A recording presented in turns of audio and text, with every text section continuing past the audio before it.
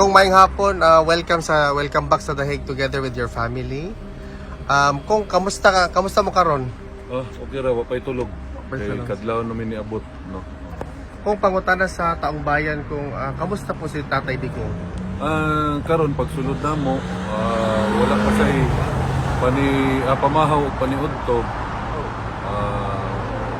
Sa siya, wala daw siya gibaling-baling sa sulod. Natulog na po daw siya.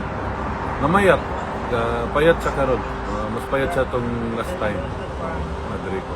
Kung nahisgutan ba ninyo ang celebration sa Independence Day, does you have anything to say about Wala man siya istorya na. Ang iyamang ikastorya kaniman una yung mga apo. Kay dugay sila wala nagkita. Labi na ning laki.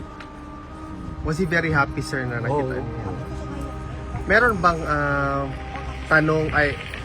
mensahe pala ang dating Pangulo, sir, sa mga kababayan natin? Karon ang iyang mensahe nga alagaan daw ang Pilipinas, alagaan ang Pilipino, kay kami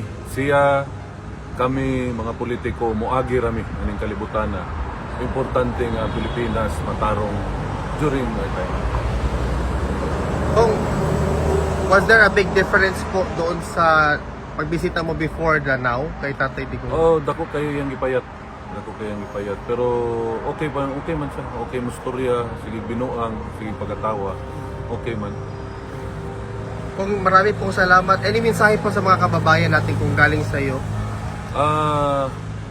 Gikan sa ako, dagang salamat kaninyong tanan.